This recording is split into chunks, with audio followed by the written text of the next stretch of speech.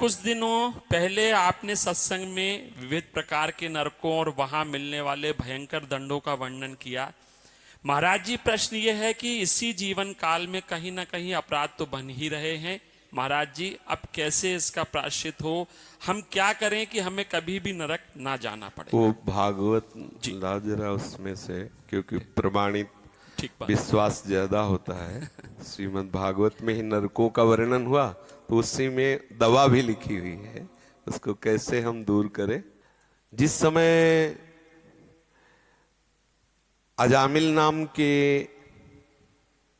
एक परम धर्मात्मा पुरुष ने एक दृश्य देखा कि एक वेश्या से एक शराब पिए हुए गलत संग कर रहा है, बस एक दृश्य ने उसकी वृत्ति बदल दी और वो वैश्यागामी हो गए। सारी संपत्ति अपनी वैश्या को दे दी, यहां तक कि माता पिता धर्म को छोड़ करके पूर्ण वैश्या का ही संग करने लगे। परिणामता कोई भी धर्म न रह गया। भागवत प्रमाण है, वो बहुत धर्मात्मा आदमी थे। इसीलिए साधक को सावधान रहना चाहिए कि कभी भी कोई भी दृश्य तुम्हें भ्रष्ट कर सकता है यदि सावधान न रहे। उनकी ऐसी दुर्दशा हो गई कि भगवत नाम लेना तो बात जाने दो, ब्राह्मण कुल में जन्म हुआ था, शराब पीने लगे और शिकार खेलने लगे, मृग और भी पशु पक्षियों को मार करके खाना, ऐसा सब। पर यदि कोई पहले धर्म से चलता है तो भगवान कृपा करते हैं और उसे अवसर देते हैं।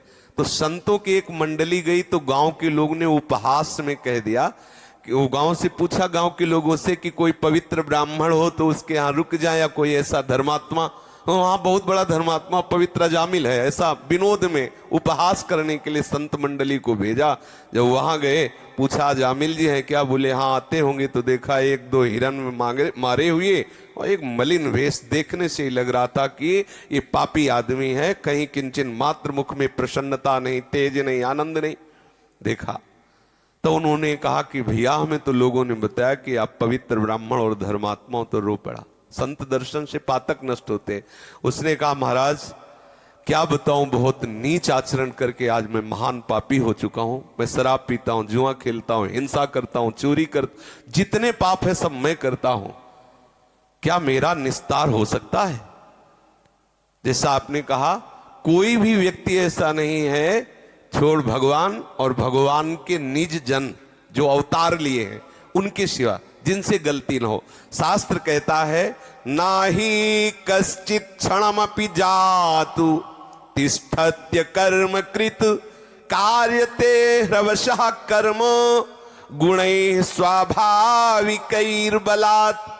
कोई एक क्षण भी बिना कर्म किए नहीं रह सकता, कोई भी। प्रत्येक क्षण कोई भी शरीरधारी कोई न कोई कर्म करता है, चाहे शुभ कर्म हो या अशुभ कर्म हो, प्रकृति उससे बलात् कर्म करवा लेती है। शास्त्र कह रहा है अब वो जिस स्वभाव का होता है वैसा उससे कर्म होता है। आसुरी स्वभाव का होता है तो पाप कर्म अधिक होते हैं, यदि दैवी स्वभाव का होता है तो उससे पुण्य कर्म होते हैं। पर होते दोनों से, क्योंकि शरीर पाप और पुण्य दोनों कर्मों से मिश्रित बना हुआ है।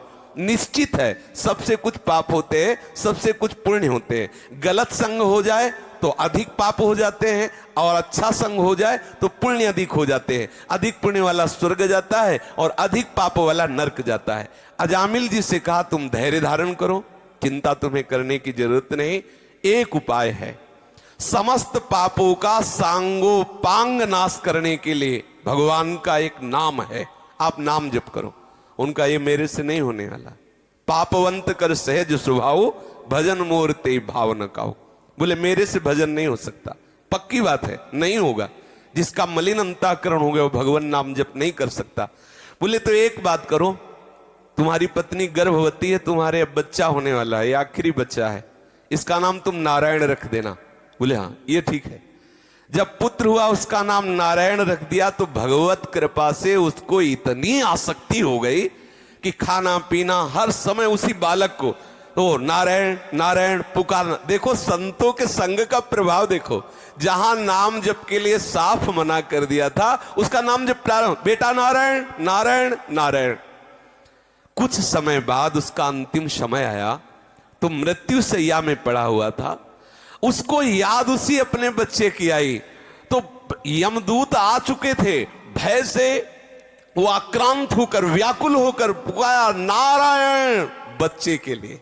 जो ही इतना निकला तेवी भगवान के दिव्य पार्षद, नारायण नाम पूरा नहीं निकल पाया था और भगवान के पार्षद चतुर्भुज रूप धारण किए हुए गदा शंख चक्र और तलवार लिए हुए विराजमान हो, तुरंत यम पास काट दी और यम के दूतों को डांटा और कहा तुम इस निष्पाप पुरुष को दंड क्यों देते हो?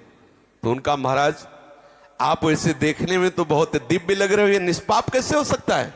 ये तो महान पापी। बोले ये परम पवित्र हो गया क्योंकि इसने समस्त पापों का प्रायश्चित जिससे होता है वो हमारे प्रीतम प्रभु का नाम उच्चारण, एक नारायण नाम उच्चारण मात्र से इसके सारे पाप नष्ट हो गए। स्वयं कहते हैं अयम ही कृत निर्वेशो जन्म कोट्यंग सामपि यद व्याजहार विवसो नाम स्वस्त्ययनम हरे एतेनैव रघोनोष्य कृतम स्वादघ निष्कृतम यदा नारायणायेति जगाद चतुरक्षरम। यमदूतों, एक जन्म नहीं, इसने करोड़ करोड़ जन्मों के पापों का प्रायश्चित कर लिया क्योंकि इसने श्रद्धा से नहीं, भगवत भाव से नहीं, पुत्र के ब्याज से, पुत्र के बहाने से नारायण नाम लिया। जिनका नाम लिया उस नाम की इतनी महिमा है कि एक जन्म नहीं, करोड़ों जन्मों के पापों का प्रायश्चित कर लिया।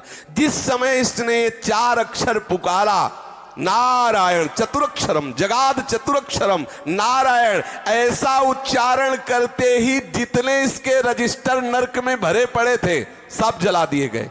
नारायण नाम उच्चारण करते ही ये निष्पाप हो गया। तो बोले महाराज कौन कौन से पापी पवित्र हो सकते हैं?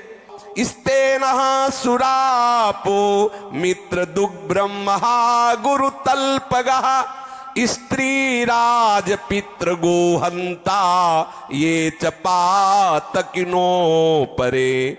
जो चोरी करता है, शराब पीता है, मित्र से द्रोह करता है, जो ब्रह्मघाती है, जो गुरु पत्नी गामी है, जो ऐसे नीच पुरुषों का संग करने वाला है, जो स्त्री की हत्या करने वाला है, राजा की हत्या करने वाला है, पिता की हत्या करने वाला है, गाय की हत्या करने वाला है, और भी जो बड़े से बड़ा पापी हो, सभी पापियों के पाप का नाश करने के लिए एकमात्र भगवान नाम है। जो हरि नाम का उच्चारण कर देते हैं, कृष्ण नाम का उच्चारण करते हैं, राम नाम का उच्चारण करते हैं, नारायण नाम का उच्चारण करते हैं, उसी क्षण वो समस्त पापों से मुक्त हो जाते हैं। सर्वेषामप्यघवता मिदमेव सुनिष्कृतम नाम व्याहरणम विष्णोर यतस्तद्विषया मतिः। समस्त पापों का प्रायश्चित एकमात्र भगवान नाम है। वो किसी भी बहाने से सही भगवान नाम उच्चारण कर ले, परम पवित्र हो जाएगा। उसे गंगा नहाने की जरूरत नहीं। जो ऐसा महापापी है, न गंगा न गया सेतुर न काशी न च पुष्करम जिह्वाग्रे वर्तते यस्य हरिरित्यक्षरद्वयम्। हरि ऐसा उच्चारण कर लिया, उसे गंगा नहाने की जरूरत नहीं, उसे